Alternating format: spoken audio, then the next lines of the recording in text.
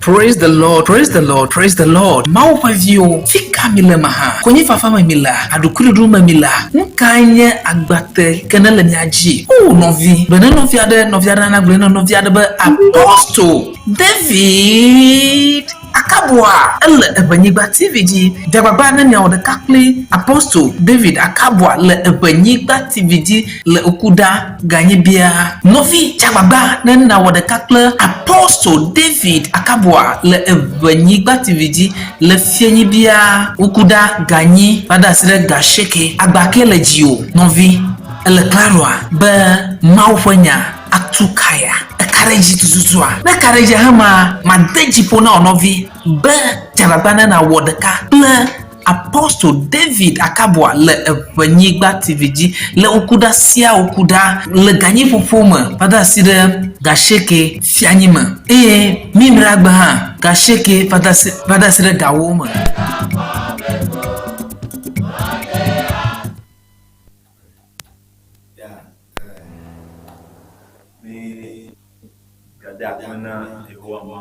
Sure. Amen. For bringing us over here to your home. And we want you to give us your time as we bring the word of God to you. We are your brothers from Christ the Word. Christ the Word. Some of you might have heard of us before. On On the radio. Le radio G. Volta Star. Volta Star Radio. Every Saturday we come there.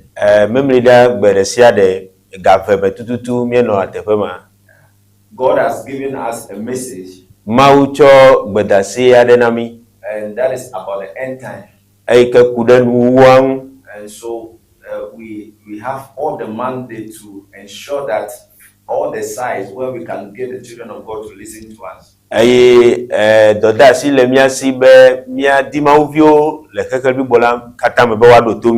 So that we can give out these messages to them.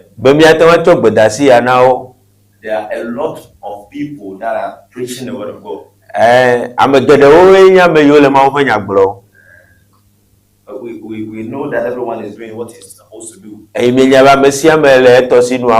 But God has given us also a work for the people. That's right.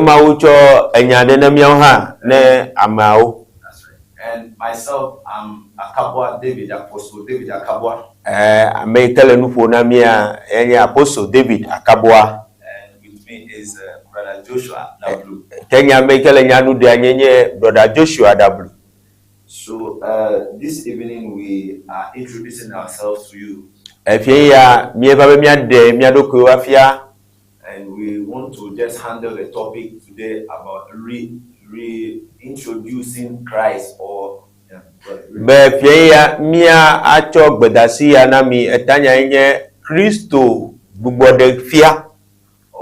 the mandate of the church. Amen. Amen. It's quite or it's true that every one of us know, we know that the church, as we call the church, is having problems. The church is now fighting itself. Whilst we are in the end time and the church is supposed to be prepared in order to get people ready for the coming of the Lord. But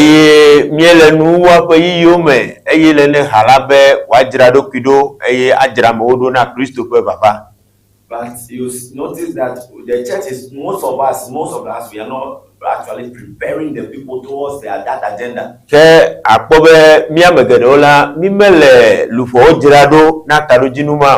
One of our platforms was opened with the name Rapture Our Concern. WhatsApp platform the Rapture and the reason is that all our reason susu enye be miape susu kata all that we do about preaching, nu yo kata mi wona kude ma unyala gbogboro nkwa our agenda, miape tadojinu our target miape nupopo nu mi target is to ensure that the catching away, eya nye be mia jrado be ma una ba khoviao akwayi or the catching away that is coming, we are part of it. mau vio hoho alomo vio pe mutila pe totrola mia kpo gomeleme And not for us alone, benye mia odedeko that we might have all the children of God receive the same word that God has given. te bombe mau vio kata ha wa konyama ke ike mau chona mi. So we start up with the church. What is the church? What is the church of God about? Ta gbe mia jegome pele ehala nuka enye hala nuka onye. So we read from Colossians chapter 1. Ta mia kle nucho Kolose to pa gbale tagbanto. Let's move to verse 24 to 28 and see what Paul has to say. Mia kle nucho pupu bla bevo nelia ba sere bla bevo nyilia e mia konu Paulo ngolo de tepema. Who now rejoice in my sufferings for you, and fill up that which is behind of the affliction of Christ in my flesh for his body's sake, which is the church, whereof I am made a minister according to the dispensation of God, which is given to me for you, to fulfill the word of God, even the mystery which have been hid from ages and from generations, but now is made manifest to his saints, to whom God would make known what is the riches of the glory of this mystery among the Gentiles, which is Christ in you, the hope of glory, whom we preach, warning every man and teaching every man in all wisdom, that we may present every man perfect in Christ Jesus. Amen. Azola me kpɔ dzidzɔ le fusiwo me kpena le miata la me eye me wɔa nu siwo susɔ le Kristo ƒe fukpekpewo me la nu le nye ŋutilã me le eƒe ŋutilã si enye hame la ta esi ƒe subɔla me zu le Mawu ƒe xɔnuvinyenye si wònam le miata la nu bena Mawu nya ƒe dɔ la nu nyaɣaɣla si woɣla ɖi tso ŋɔli mavɔwo kple dzidzimewo me ke azɔ la eɖe fia eƒe ame kɔkɔewo ame siwo Mawu di be yana woanya nu si nye nyaɣaɣla sia ƒe ŋutikɔkɔe ƒe kesinɔnyenye le trɔsubɔlawo dome si nye Kristo le mia me ame si nye ŋutikɔkɔe ƒe mɔkpɔkpɔ ame si miawo miele gbeƒã ɖem hele nu xlɔm ame sia me eye miele nu fiam ame sia me le nunya sia nunya me bena miaɖo ame sia me anyi blibo le Kristo me. Amen. So what Paul is trying to make us know is that in God there has been a mystery in him from generations past. Nui Paulo nana be mianya nye bena le Mawu me la nyaɣaɣla ɖe le Mawu me tso ŋɔli mavɔ me. And he has a purpose to bring that mystery to fulfillment. Eye Mawu ƒe taɖodzinue be yatsɔ nyaɣaɣla ma ava na mi wòadze go. And that mystery is simply Christ in you, the hope of glory. Eye nyaɣaɣla ma koe nye bena Kristo yi ke le mia me la eya nye miaƒe ŋutikɔkɔe ƒe mɔkpɔkpɔ. So it means that there is a hope of a glory. Ta fia be ŋutikɔkɔe ƒe mɔkpɔkpɔ aɖe li na mi. Hallelujah. Amen. So that glory is what God has prepared. Ta ŋutikɔkɔe ma ye Mawu dzra ɖo ɖi. And he is expecting that we men, human beings, also partake in the glory. Eye le mɔkpɔ be mia amegbetɔwo hã mianye gomekpɔlawo le ŋutikɔkɔe ma me. And the only way man can partake in that glory is that Christ should be in the man. Taɖodzi mɔyi nuko amegbetɔ ate ŋu akpɔ gome le ŋutikɔkɔe ma me nye bena Kristo nanɔ mia me. Okay. Yeah. Amen. I think we are in now. The hope is that Mɔkpɔkpɔ nye bena there is a glory coming. ŋutikɔkɔe aɖe gbɔna. And we can define that glory as the kingdom coming. Eye miate ŋu aɖe gɔme be eya nye Mawu ƒe fiaɖuƒe yi ke gbɔna. And if we want to go and do a little bit of history, which we know already. When God created the earth, He created it for His children. He created Adam and Eve and told them, go and replenish.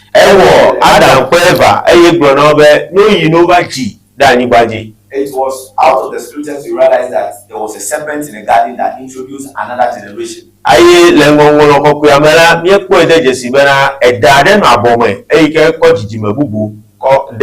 So the glory that God promised Adam and the generation was lost. So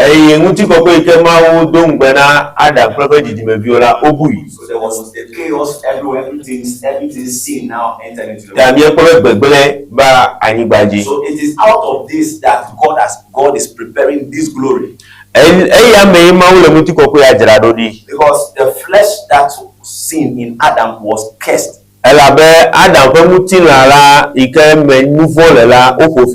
Hallelujah. Amen. So there's no good here anymore.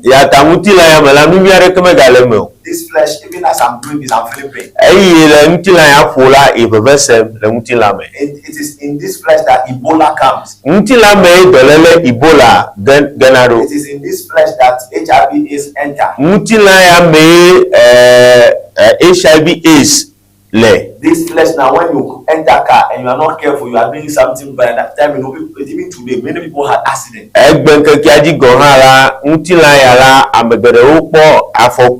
They give birth to you from childhood. You grow up to around 18, your teenagers and 20. You think that everything is just fine.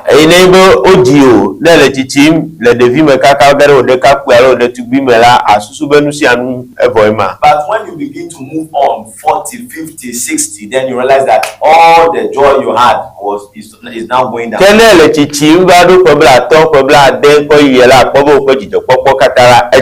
Then you begin to look to the grave. But you know, men, there is something in man that wants to live forever. That is why when somebody dies, we cry. And the reason why we have these things in us, why we really want to live forever, is that God actually created us to live forever.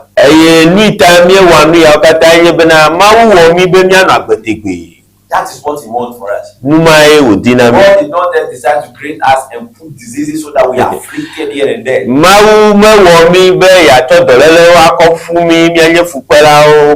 But there was something that happened, which we already know. So out of all these troubles, which I'm not coming to talk about yet, that is why God has promised a glory. The book of Isaiah 28 says that this earth will be destroyed.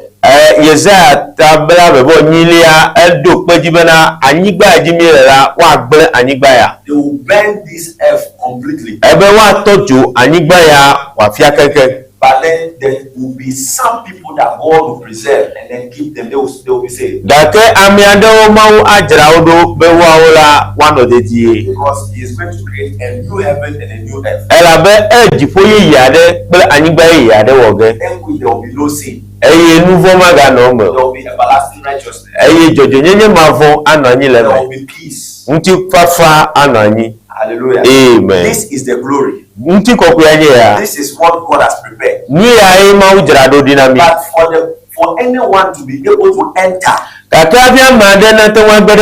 like I said before, you need a certain nature. You need a certain being. You need to become a being. Because if you don't become that person, you cannot enter. That is why Paul made it known to us that flesh and blood cannot inherit this kingdom. It can't inherit this glory. Remember, we are talking about the church, the purpose of the church. It's almost that the church has been defined as a place where you receive prophecy.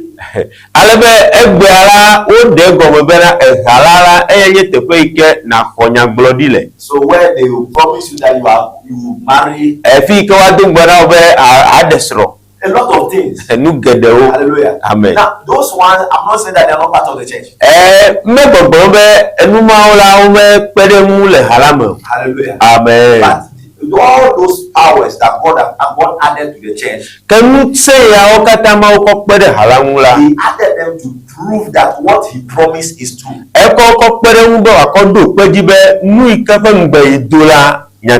Hallelujah. Amen. But it seems that we are coming to take those ones as the main cause.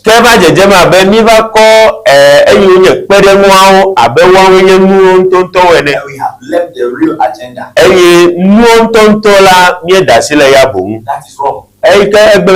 So that is what we are here to redefine the purpose of Christianity today.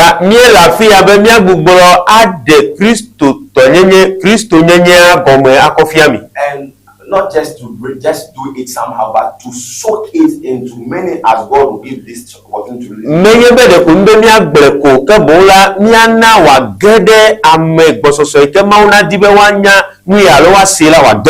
Hallelujah. Amen. So this nature, only one person had it.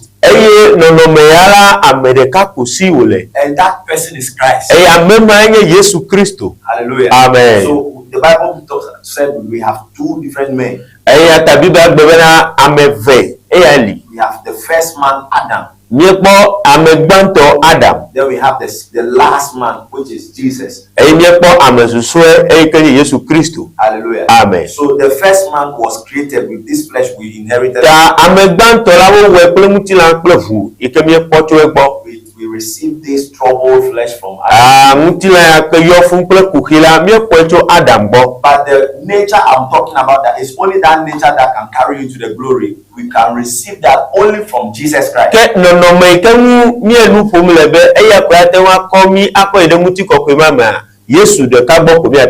Not religion. Not any group. Not any practice. But we receive this body from the Lord Jesus Christ. Hallelujah. Amen. So that is why God has established the church. That by coming to the church, or receiving Christ, and then we become part of the church. That we might receive this body and be made perfect. By that, we are so this hope that we are talking about now, we can be sure that we can enter the hope of that glory.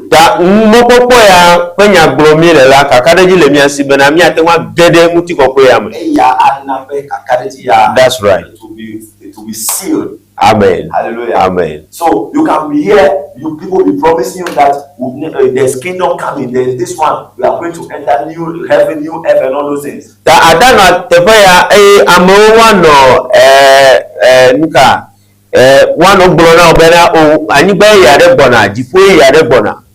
And even now, the government, and we see rulers trying to promise good peace. They are fighting in order to.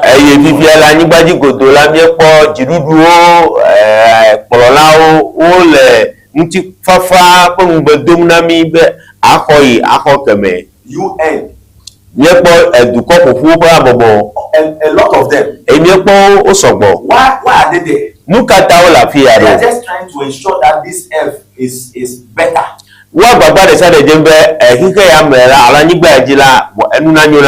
All the religions in the world, they are trying their best to bring something good. But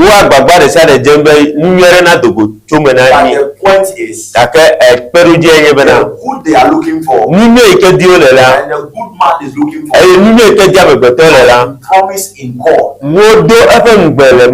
And only when Christ Jesus,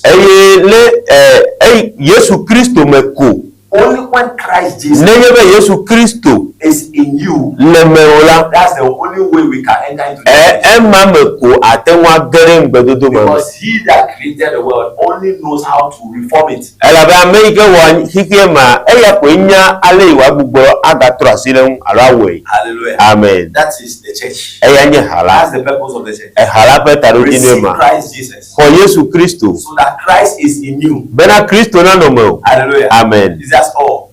Evo kata. Hallelujah. Amen. But there is an identification. Dake jesi denaneli. Hallelujah. Amen. Verse 28. Kukubla mvo nyilia. He said, whom we preach, Ebe amesi miawo miele gbepa dem. warning every man Lele nu khola amesiame. and teaching every man Eye miele nu fiam amesiame. in all wisdom, Le nunya sia nunyame. that we may present every man Bena miado amesiame anyi. perfect in Christ Jesus. Blibo le Kristo me. Hallelujah. Oh hallelujah. Now, in this Christ we have come now, Le Kristo ike me mieva. where God had power for healing, Ike ma ucho doyoyo ko muse ko pere muna mi. power to prophesy. Echo muse ne me mi agbonyadi. We see vision, Mi ekpona ntegao. blind eyes will open. Mi akpobe nkugbagba to ko nkufuna. Hallelujah. Amen. Ulcer in you will go. Dole abim. Ekuna adeda. Tuberculosis will leave. Pepepe do ajura le. Dead rise out of the Mi grave. ekpa mo pupo fo le And titre. they can rise even today. Eye gbe han wa te wa gafo. Hallelujah. Amen. That God has added all these things to Maucho nu ya okata ko pere muna mi. and can give blessing. Eye ocho ya yera. Hallelujah. Amen. All of them are just to make sure that you are perfect. Eye okata la o taruji no anyebe wana be mi adeblibo. So the question is, if God is going to establish a kingdom, Tababi anyebe ne yebe mawu le fiadu pare goboro ganyi. why don't you just put this our body into the kingdom? Mukata ma te wa chobe bo mutila ya kwa de fiadu pa mame. Hallelujah. Amen. This one cannot do it Mutila ya ma te wa we. because this is not good. Ela be mutila ya me nyure na ne ko. There is no good in it. Nyure ka mele mo. Hallelujah. Amen. This is where you last. Mutila me jujuro le. This is where you get angry. Afi ya enye do adikule. This is where we envy. Te fa ya enye biana mule. This is where we do all manner of evil. They are all chemicals. They have reactions. Yeah, nu yo kata ye nouveau pola o le mutila ya me. But there is a perfect one. Dake mutila blibo to adele. A body created out of the word of God. Mutila ike wo to mo fe nyame. Hallelujah. Amen. And it is only in Christ Jesus. Eye le Yesu Kristo mo komi ata ko mutila ya le. And not just to say you have received it. Eye menye be na gboro ko be ye ko. You have to be perfect. Elle be na de blibo. The perfection has to be the mark. Blibo de ala enye jesi. Hallelujah. Amen. So if our journey and our walk with the Lord Jesus Christ is not bringing us to perfection, Tane ye be mi afa soso mo pe mawu alo Yesu Kristo mo pro mi ba blibo de gbo wa. then we have failed. Tema mi dafu. Hallelujah. Amen. Then we have failed the gospel. Mi dafu. Let's go to Matthew chapter 5. Ya mi ayi de Matthew pa gbaleta atonle ame. Let's go to verse 48. Mi ayi de pukubla enevo enyilia.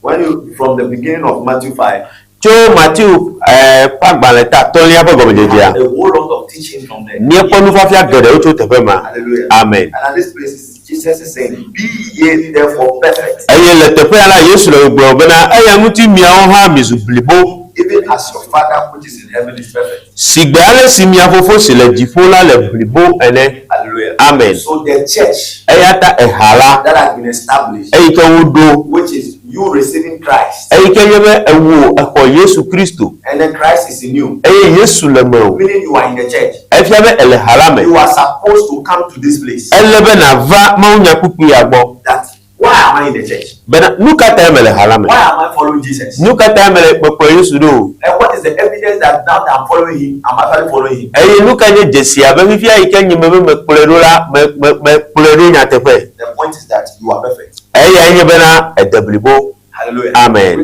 We have a lot of other ones. Eye maunya kuku gere oli ke do peji. Hallelujah. Amen. Now let's put this one also over here. Mi akoya ha dare tefe A ya. person just establish a company. Amade do do pe. We have manager. Eye dojipola lesi. We have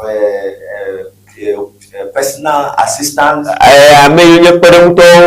We have different workers. Why did the owner of the work employ all those people? In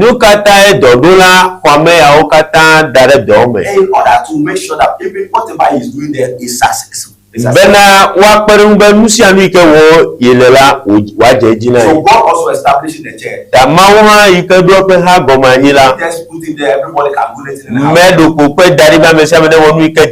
So the Bible said in Ephesians 4 that he has given us fivefold ministry. Hallelujah. Amen. We have apostles. Let's get it from this place.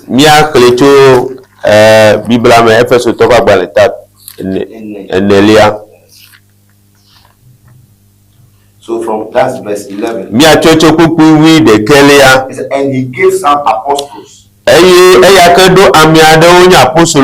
and some prophets and some evangelists and some pastors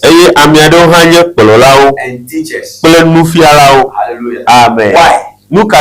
Verse 12. For the perfecting of the saints. You see, specific. Why the church? And the people that God has given us to control or to lead the church, why did God put you there? Why did God make you apostle? Why did God make you evangelist? Why did God make somebody pastor? Hallelujah. Amen. For the perfecting of the saints. Some of them. Is it some of them? What we read first in the book of Colossians, saying all men. When we say all men, we are not talking about outsiders. Those who are inside, those who are in this kingdom, they are all supposed to be brought to perfection. Hallelujah. Amen. I'm going to read from a little bit. For the edifying of the body of Christ.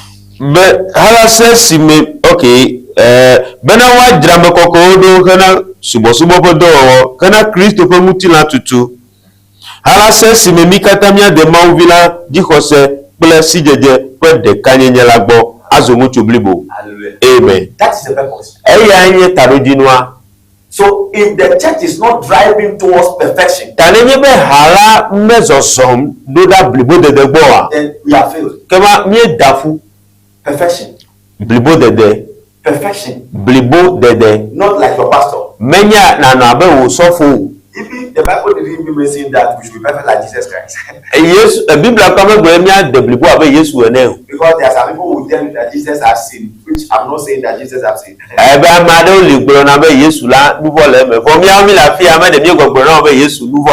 So Jesus knowing very well, he said you should be perfect as your Father in heaven. And he was not mincing words. So you see how it is bad, very evil for a man or a woman to be there somewhere and then tell that nobody can be perfect. And then they tell that only by grace that we will make it. That statement over there is a very nice statement. Only by grace. Certainly it is by grace. But what is the grace? The grace is not a passport that carries us and then you land at where you are going before you know that is where you are going. Passport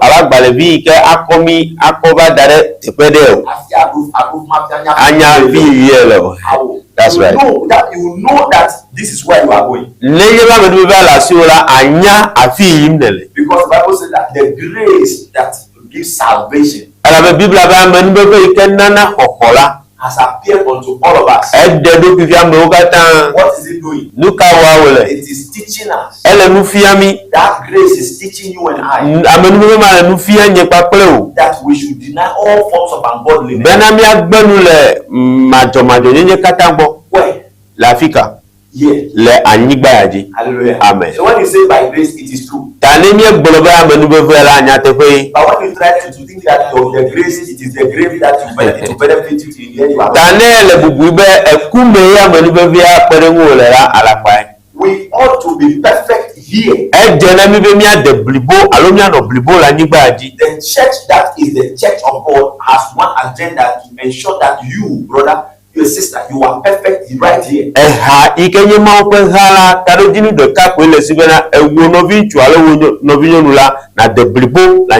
The songs we sing, the praises, the monies we contribute, the preachings, the healing, the crusades, all the devotions. Have only one agenda.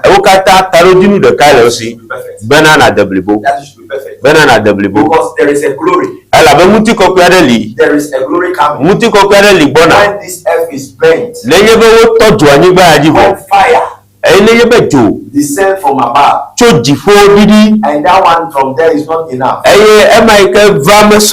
God scares the one from under,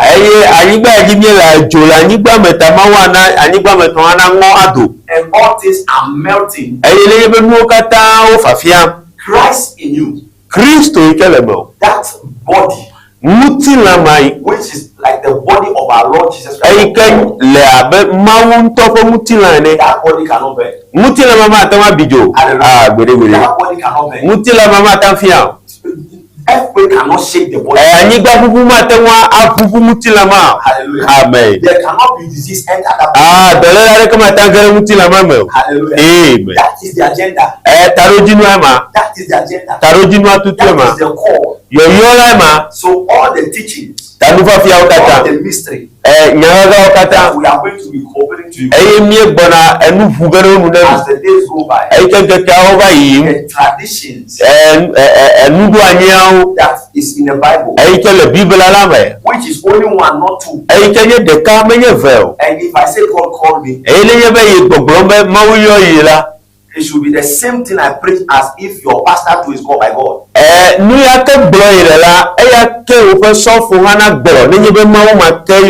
All these teachings are supposed to make you perfect. Hallelujah. Amen. How long have you been walking with the Lord?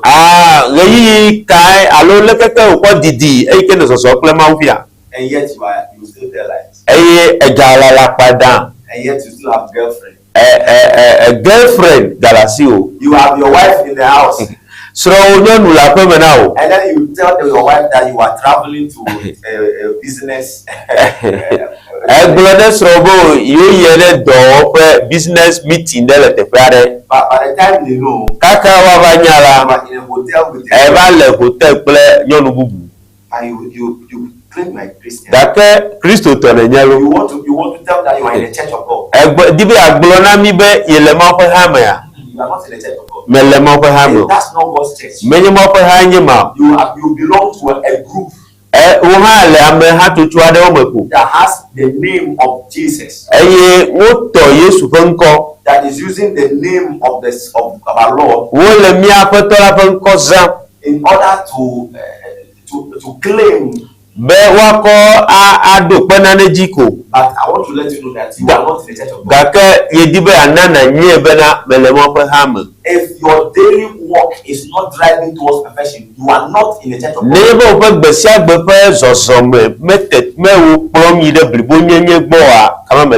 The church of God is not established on your pastor's textbook.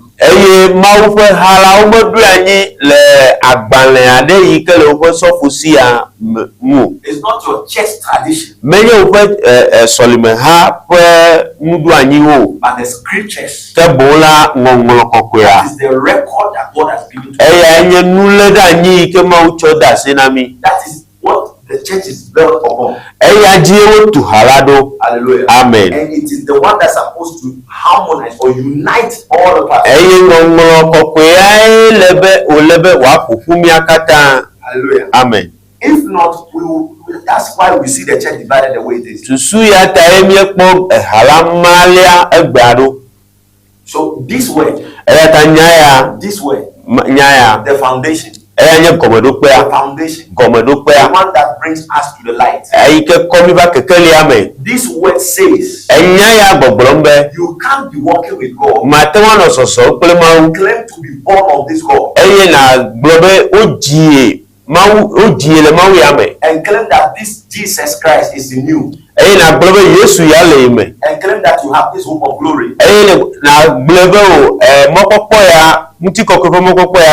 and still be a sinner and still be behaving like one who is not perfect. Let's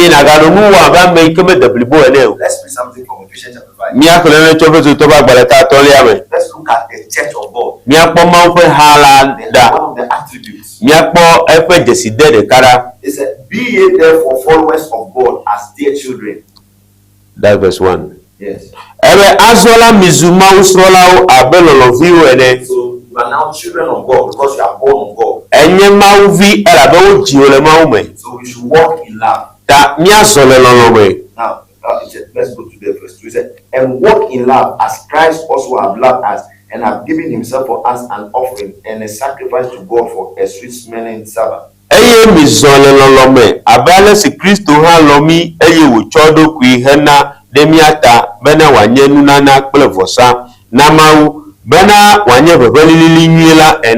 Now pay attention to this. That fornication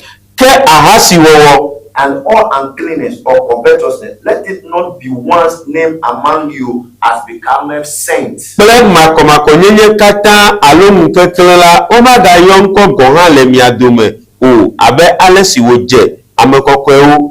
This is the church of God.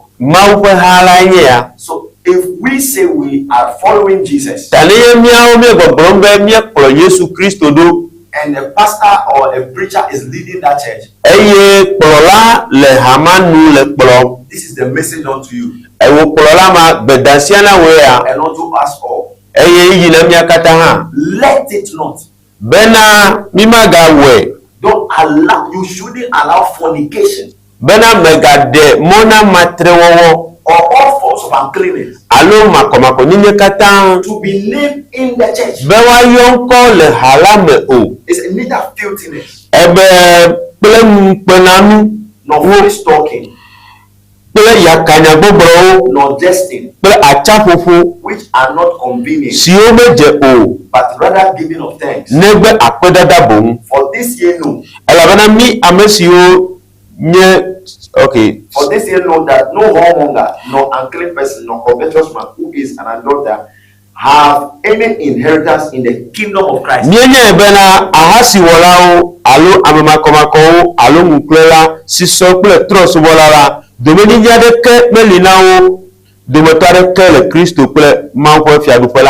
You see, the reason for quick perfection is important. Simply when we say someone is perfect, it means the person is without sin. So these things that are mentioned are sin over here. Fornication and all of that. There is no one who is doing such a thing that can enter into the glory.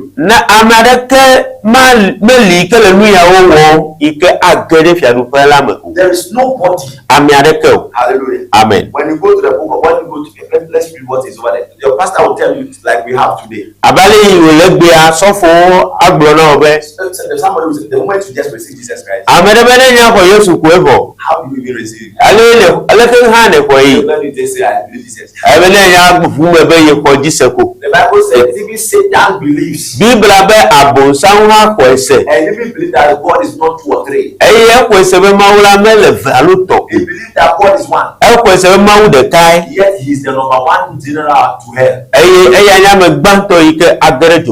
Hallelujah. Amen. So he said, Paul is trying to let us know in verse 6. Let no man, not your pastor. eta kuku adele bena migana mi areke na cho nyakuku ablemi o pastor gonga megana ne ble. Let no man deceive you with vain words. Ebe mareke mega cho nyakuku able o Latin words. acho Latin gbe o Hebrew words. acho Hebrew gbe o And all the big terms. acho nyagbe gagaga o They are vain words. o kata onye nyajojo. Amen. Any word they will use to explain your sin to you. Wacho nyagbe de sia de ba ko ade o nuvo me na o. Any word they will use to give you chance to continue in your imperfection. Nyagbe de sia de ke wa zambe wa ko aglo na wo ne naga yiji ano wo nuvo me la. A church you belong to and they still entertain fornication and all that is being Hai ke menele la wo ga le matre wo kodeme. Aba nu yo kata mi khala Biblia. Whatever word they use to explain that it can still go on yet you go to heaven is a deceit. No ko nyajo juru de sia de ko le mede na obo wa ta iji ano wo eye ayi de difola beble. Hallelujah. Amen. It's a deceit. Beble. Do not let any man explain it to you different. Mega na me ade kana na de me na obubu yo. It's a for because of these things cometh the wrath of God upon the children of disobedience. Ebe Lucia o ta e ma ko jikufa fi se to jiro. Not Greek words. Menye helagbe o. Hallelujah. Amen. Perfection is perfection. Blibo dede kwa blibo dede. Sin is sin. Nouveau ko nouveau. It's not about whether you go to school or you don't go to school. Menye be isuku alo me isuku fe nya ya. Hallelujah. Amen. It's straightforward. Nyareka ko. If what the person is teaching you is right, Na me anu ifia o le edera. and that is Christ Jesus, Keye Yesu Kristo la. there is one thing that thing is supposed to produce. Nu de ka ko le be numa na he o ko va gbo. If that church you are going to is established by the Lord Jesus Christ, Solime ha yi ke menele ne be Yesu yedo go manyila. it's supposed to do one thing, Nu de ka ko le be ne wona. that is to produce perfection. Eya nye bena wa prova blibo de degbo. If the church cannot bring you to perfection, Ne halama te wana na de blibo la. it is not God that established it. Menye ma weru. That is simple. Ele pe ko le ma. Hallelujah. Amen. So all the teachings that we are coming to teach, Ta nufafia ya o kata mi fafia ge le yi yo bona. if the teachings don't lead you to perfection, Ne be mi aba nufafia o ma o prova blibo de degbo. God has nothing to do with it. Kama me ma we o, ma me le mo. Hallelujah. Amen. If we perform miracles, Ne be mi wo nu kunu pe jesi o. if we heal the sick, Ne mi yo dodo no o. as we are going to pray for you, Abale ke mi gbedogara ne mi if atafia. you believe it, Ne ye be ko sela. the Lord will answer. Ma wo ado gbedodora un. All that we do Ne ye be mi yo kata mi wo. is not driving you towards perfection. Me wo hemba blibo de degbo wa. That agenda is not of God. Kama tarojinu a menye ma gbo chu. Hallelujah. Amen. Then our linking together is not of God. Kama mi ape kachachara menye ma we gbo chu. Hallelujah. Amen. Amen. Amen. That's our job, our work over here, Eye mi ape do le tefe ya. to bring you to perfection Bena mi a mi va blibo de degbo. and to bring the body of Christ to the reason for which God Bena ma fe unti la ro mo fe hala mi a va tarojinu ita Yesu do hala go manyido. that is perfection. Eye blibo de.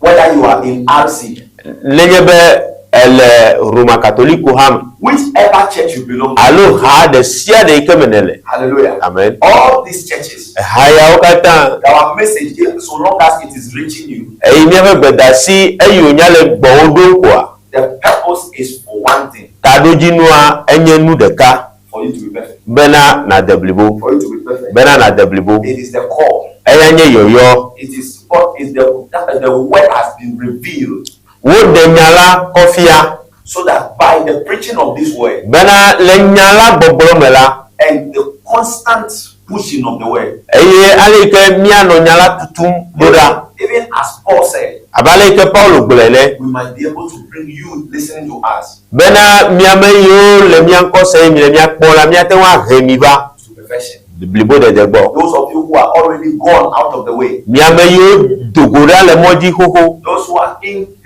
Christ but actually are deceived, Ame yo le Kristo me kakela le yete fumela obleo ta ole bebleme. that all of us Bena miakata by this effort le agbagba deje ya mela. might bring you to the perfection. Miakata ba blibo de magbo. Hallelujah. Amen.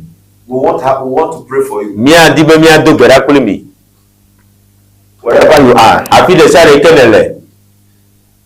The Bible said he sent forth his word. Bibla be do pe nyalara And he healed them. Eye oyodo. So I pray in the name of Jesus that by this word, Bele nyaya me. the power of God Mawu pe muse that works with the word eke wodo kple nyala visit you at your home. nesra okpolo papa me In the name of Jesus. le Yesu pe nkome. Distance is not a barrier. Domechocho la menye mokhenu. Distance is not a barrier. Domechocho menye mokhenu. Distance is not a barrier. Domechocho Even as you believe this word, aike ne khonya ya ojise. you believe this commission, Ne khoyoyo ya jise. you believe the Lord Jesus, E kwa poto Yesu jise. and believe it that he sent me to you. Eye khoyi jise be ya do ide bo. I pray that you receive grace. E do berabe na kwamanu bebe. The anointing of God touch you. Mawu ba misisi ne kasio. That you be healed from every infirmity Bena na podo yo cho dolele de that is in sedebe. your body. Ikelo ko mutilame. Problems, Kuhio afflictions efupepe from the devil, eiketo popo from fogbo the enemy. cho In futogbo the name of Jesus, le Yesu fe nkome. command them out of your home. Nye degbere no In dogolopa the pome. mighty name of Jesus, Le Yesu fe nkome. I command them out of your home. No dogolopa pome. Let the power of God descend over your house. Mawu fe muse ne didire wa And bring pokoji. solution to that problem Eye wa cho mundodo va that you pokiama. have. Ikele wa hagbome. In the name of Jesus. Le Yesu fe It is nkome. not your portion. Menyo fe gobo It is not popo. your portion. Menyo fe gobo To popo. be in health. Bena na nomuti To be in health. bena na no lameseme. In Jesus Christ. Le Yesu Kristo fe nkome. Amen. Amen and amen. Amen.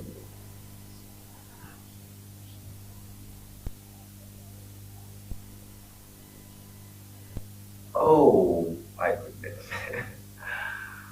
Oh, I was looking at the duration from 8. So yes. All right. So this is Christ the Word. That miawenye Christ the Word. As we already introduced you. Abale miye de miare ko fia mi hoho ene. Myself, I'm Apostle David. Amerika glomo nyana mi yenya Apostle David Akabua. I'm here with brother Joshua, evangelist Joshua Double. Alebe anyamete de nyanua yenye brother Joshua Double. To again be here, that will be next week. Eye le maulola consider igbona mi aga no mi agbo.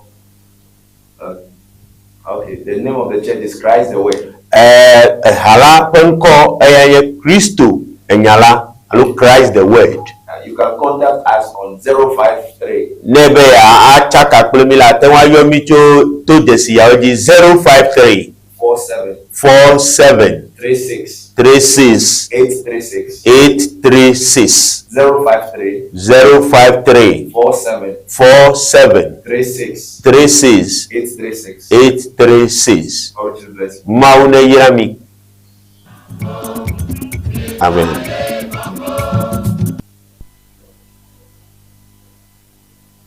Praise the Lord, praise the Lord, praise the Lord. Maupavio, fika mila maha. Kwenye fafama mila, adukuri duma mila. Nkanye agbate kenele nyaji. Oh, novi. Bene noviade na blena noviade be Apostle David Akabua. Le Ewenyigba TV ji. Jababa nene ode kakli Apostle David Akabua le Ewenyigba TV ji le okuda ganyibia. Novi jababa nene ode kakli Apostle David Akabua le Ewenyigba TV ji le fienibia okuda ganyi pada sire gasheke agbake le jio novi ele klarwa be maufanya atukaya kareji tuzuzua na kareji hama madeji pona onovi be jababana na wodeka ple Apostle David Akabua le Ewenyigba TV ji le okuda sia okuda le ganyi popoma pada sire gasheke fianyima